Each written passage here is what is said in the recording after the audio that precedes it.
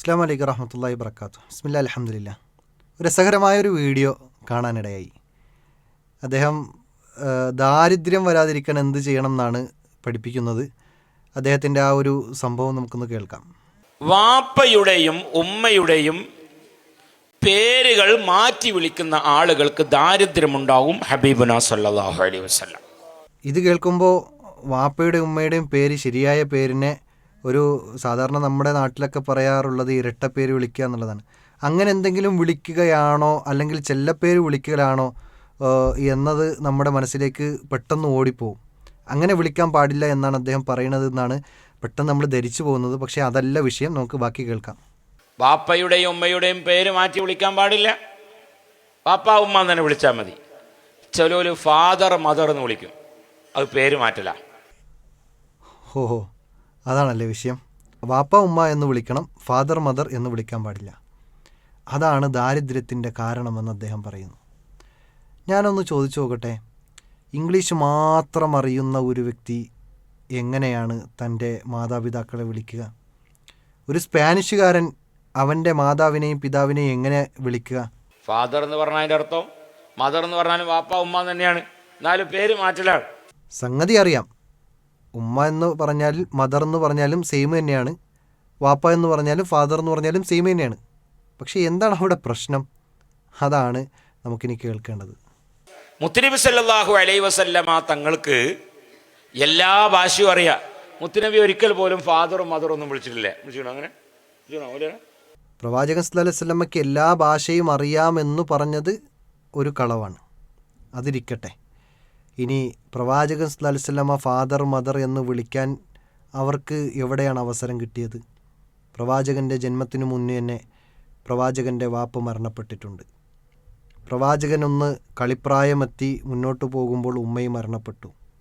ഇനി വിളിക്കാൻ അക്ഷരജ്ഞാനമില്ലായിരുന്നു എന്ന് വിശുദ്ധ ഖുർആനിൽ തന്നെ പ്രവാചകനെക്കുറിച്ച് പഠിപ്പിച്ചു. നിരക്ഷരനായ പ്രവാചകൻ, ആ പ്രവാചകനാണ് വിശുദ്ധ ഖുർആൻ പഠിപ്പിക്കപ്പെട്ടിട്ടുള്ളത്, ഇറക്കപ്പെട്ടിരിക്കുന്നത് എന്ന് വിശുദ്ധ ഖുർആൻ പറയുമ്പോൾ എല്ലാ ഭാഷയും അറിയും എന്ന് വാദിക്കുന്നത് തന്നെ വലിയ കളവാണ്. രണ്ടാമത്തത് ഫാദർ മദർ എന്ന് പറയാൻ അറിയണ്ടേ? പ്രവാചകൻ സല്ലല്ലാഹു അലൈഹി വസല്ലമയ്ക്ക് മറ്റു ഭാഷകൾ അറിയില്ല.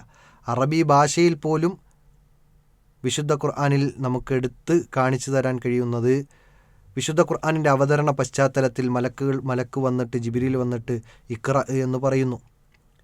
പ്രവാചകൻ പറയുന്നു മാ അന ബിഖാരിഇൻ, എനിക്ക് വായിക്കാൻ അറിയില്ല എന്ന് പറയുന്നു.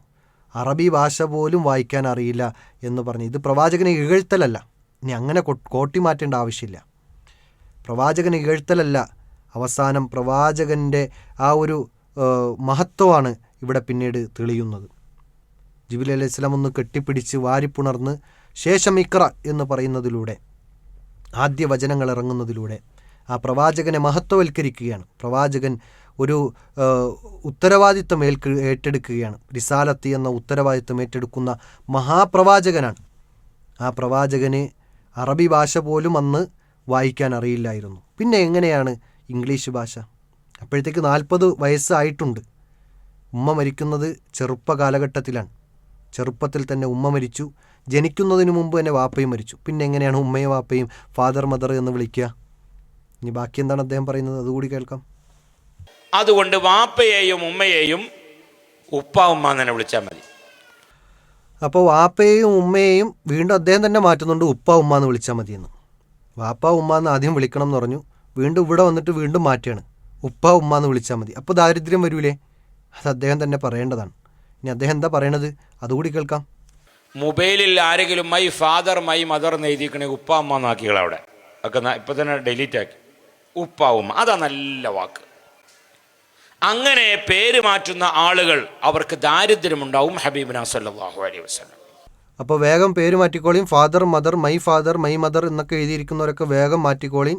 അതുപോലെ തന്നെ ഉമ്മി അബി എന്നൊക്കെ ഇട്ടിരിക്കുന്നവരും വേഗം മാറ്റിക്കോളീൻ. കാരണം ഉപ്പ ഉമ്മ എന്ന് മാത്രമേ വിളിക്കാൻ പാടുള്ളൂ, അല്ലെങ്കിൽ വാപ്പ ഉമ്മ എന്ന് മാത്രമേ വിളിക്കാൻ പാടുള്ളൂ എന്നാണ് മൂപ്പര് പറയുന്നത്.